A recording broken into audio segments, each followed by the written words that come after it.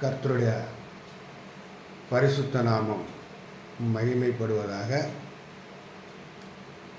அன்பார்ந்த தேவனுடைய பிள்ளைகளே, மீண்டுமாக ஒரு புதிய நாளில் உங்களை சந்திப்பதில் பெருமகிழ்ச்சி அடைகிறேன்.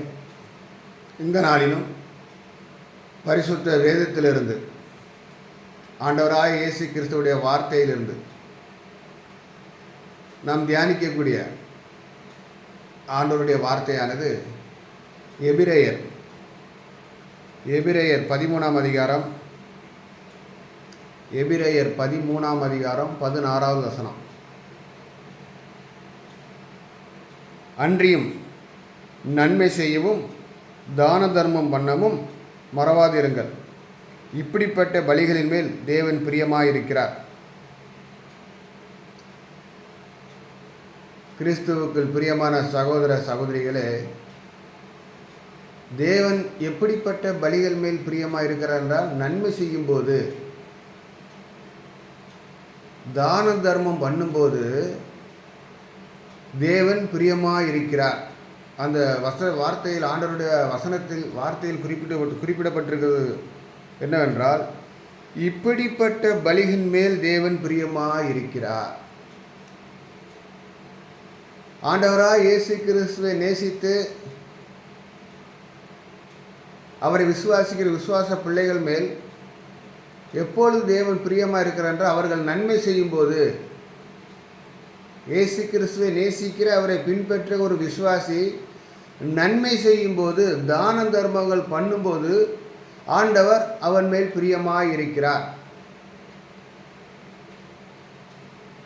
தான தர்மம் என்பது திக்கற்றவர்களுக்கு வேதம் போதிக்கிறது. திக்கற்றவர்களுக்கு நீங்கள் என்ன பண்ணுங்க, உதவி செய்யுங்க, நன்மை செய்யுங்க. அப்போது யாரெல்லாம் ஆண்டவராக இயேசு கிறிஸ்துடைய சத்தியத்தை, வேதத்தை அறியாமல்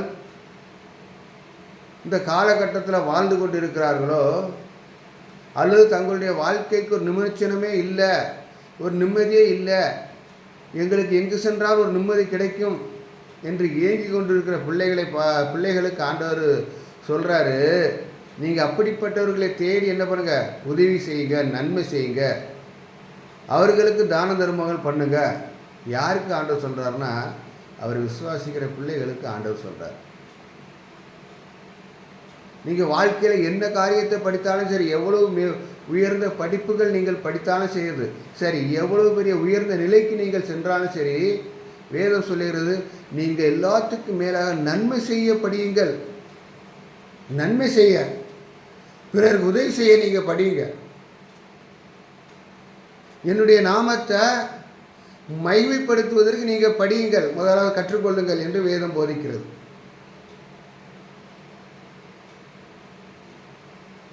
ஆண்டவரை தொழுது கொள்ளுகிற விசுவாசிக்கிற தேவனுடைய பிள்ளைகள் ஆண்டவராய் இயேசு கிறிஸ்துடைய நாமத்தை மகிமைப்படுத்த முதலாவது கற்றுக்கொள்ள வேண்டும்.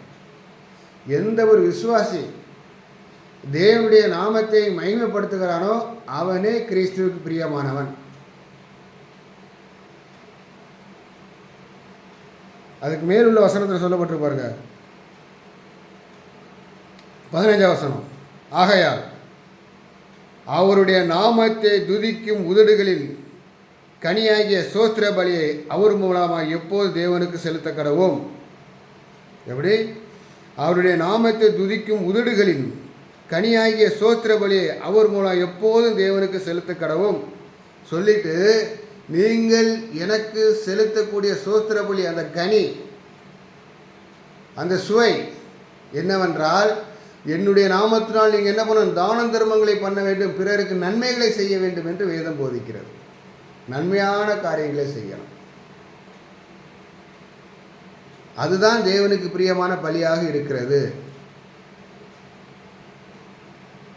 வெறுமன அல்லேலியா சோத்திரம், அல்லேலியா என்று சொன்னால் தேவனுடைய நாமம் வகிக்கப்படாது. அந்த அல்லேலியா என்கிற வார்த்தைக்கு அர்த்தம் என்ன, பொருள் என்ன என்பதை புரிந்து நாம் என்ன பண்ணணும், நம்மளுடைய ஆவிக்குரிய வாழ்க்கையில் அதை வெளிப்படுத்தணும்.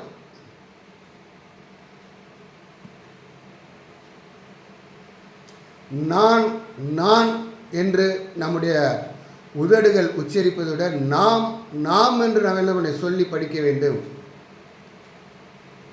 அதே போல எனக்கு எனக்கு என்பதை விட பிறருக்கு பிறருக்கு என்ன செய்வது என்பதை யோசிக்க வேண்டும். நமக்கு பிறர் என்ன செய்தார்கள் என்பதை நாம் சிந்திப்பதை விட பிறருக்கு நாம் என்ன செய்தோம் என்ற சிந்தனை நம் நினைவில் இருக்க வேண்டும். அப்படி இருக்குமானால் தேவனுக்கு பிரியமான அந்த பலிகளை செலுத்துவதற்கு என்ன செய்யும்? நம்முடைய இருதயத்திலே தூண்டப்படும், ஏவப்படும். கிறிஸ்துவுக்கு அன்பான சகோதர சகோதரிகளே, பரிசுத்த வேதத்தை வாசிக்கக்கூடியவர்களே, தேவனை ஆராதிக்கக்கூடியவர்களே, தேவனுக்கு பிரியமான பலி எது என்பதை நம்முடைய ஆவிக்குரிய வாழ்க்கையிலே உணர்ந்து கொள்ள வேண்டும், புரிந்து கொள்ள வேண்டும். நன்மை செய்வது தேவனுக்கு பிரியமான பலி. தானம் தர்மம் செய்வது தேவனுக்கு பிரியமான பலி. இதை விட்டுவிட்டு வெறுமன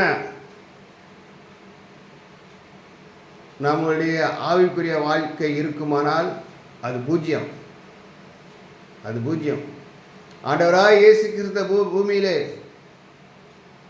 அவர் ஊழியம் செய்த நாட்களில் அவருடைய ஊழியத்தின் தன்மை என்ன தெரியுமா? நன்மை செய்வதுதான். ஆண்டவராய் இயேசு கிறிஸ்துடைய ஊழியத்தின் தன்மை நன்மை செய்வதே. வெறுமன போதிப்பது மட்டுமல்ல. இன்னைக்கு அநேகர் வெறுமன போதகர்களாக மட்டுமே இருக்கிறார். வெறுமன போதிக்கணும், அவ்வளோதான். இந்த போதையினால் எனக்கு என்ன கிடைக்கிறது, எனக்கு என்ன லாபம் இருக்கிறது, இப்படி ஒரு சிந்தனையில் தான் அநேகர் போதித்து கொண்டிருக்கிறார். ஆனால் ஆண்டவராக இயேசு கிறிஸ்து அதை செய்யவில்லை. வெறுமன போதனை செய்யவில்லை. போதனையோடு சேர்ந்த நன்மை அவர் செய்தார், உதவிகளை அவர் செய்தார். இன்னைக்கு ஆண்டவராக இயேசு கிறிஸ்துவை பின்பற்ற ஊழியக்காரர்களாக இருந்தாலும் சரி, விசுவாசிகளாக இருந்தாலும் சரி, போதனையோடு நிற்கக்கூடாது. நம்மளால் முடிந்த கிறிஸ்துவின் நாமத்து மகிமைக்காக உதவிகளை செய்ய வேண்டும், தான தர்மங்களை பண்ண வேண்டும். இது வேதம் போதிக்கிறது. நன்மை செய்ய படியுங்கள். நன்மை செய்ய முதலாவது படிக்க வேண்டும். வேதத்தை வாசிக்கிறவங்க, வேதத்தை போதிக்கிறவங்க, நாங்கள் ஆண்டவருடைய கற்பனை கீழ்ப்படுகிறோம் என்று சொல்லக்கூடியவங்க முதலாவது எதை படிக்க வேண்டும்? நன்மை செய்ய படிக்க வேண்டும். எந்த ஒரு விசுவாசி கிறிஸ்துவின் மூலமாக நன்மை செய்ய படிக்கிறானோ அந்த விசுவாசி தான் ஆராதிக்கிற தேவனை மகிமைப்படுத்துகிறான். புறஜாதியான கொர்நேலியுவை பார்த்து ஆண்டவர் சொன்னார், நீ செய்த தான தர்மம் என் சமூகத்தில் வந்து எட்டினது. ஆண்டவர் யாரை சொன்னார்? புறஜாதியான கொர்நேலியுவை பார்த்து ஆண்டவர் சொன்னார், நீ செய்த தான தர்மம். அப்போ அந்த கொர்நேலியு செய்த தான தர்மம் ஆண்டவராய் இயேசு கிறிஸ்துவின் நாமத்தை மகிமைப்படுத்தி இருக்கிறது. அன்பார்ந்த தேவ ஜனமே, நம்முடைய ஆவிக்குரிய வாழ்க்கையிலே நாம் சிந்திக்க வேண்டும். ஆவிக்குரிய வாழ்க்கையிலே வளர வளர நம்முடைய இருதயம் என்ன பண்ணணும்? தூய்மை அடைய வேண்டும், மேன்மைப்பட வேண்டும். பிறருக்கு உதவக்கூடிய தன்மை அந்த இருதயத்திலே பதிய வேண்டும். பிறருக்கு நாம் நன்மை செய்யும் போது ஆண்டவராய் இயேசு கிறிஸ்துடைய நாமம் மகிமைப்படுகிறது. ஒரு கிறிஸ்தவனுடைய ஆவிக்குரிய வாழ்க்கையிலே முக்கியமான ஒரு வேலை என்ன என்றால் ஆண்டவருடைய நாமத்தை மகிமைப்படுத்துவதுதான். அந்த நாமத்தை சரியான முறையில் எந்த ஒரு விசுவாசி மகிமைப்படுத்துகிறானோ அவனுடைய ஆவிக்குரிய வாழ்க்கை, அவனுடைய இந்த பூலோக வாழ்க்கை, இந்த பூமியில் இருக்கிற வாழ்க்கை சிறப்பாக இருக்கும் என்பதை வேதம் போதிக்கிறது. அப்படிப்பட்ட ஒரு சிறப்பான வாழ்க்கையை வாழ்ந்து கர்த்தரிடத்தில் ஆசீர்வாதத்தை பெற்றுக்கொள்வோம். ஆமென்.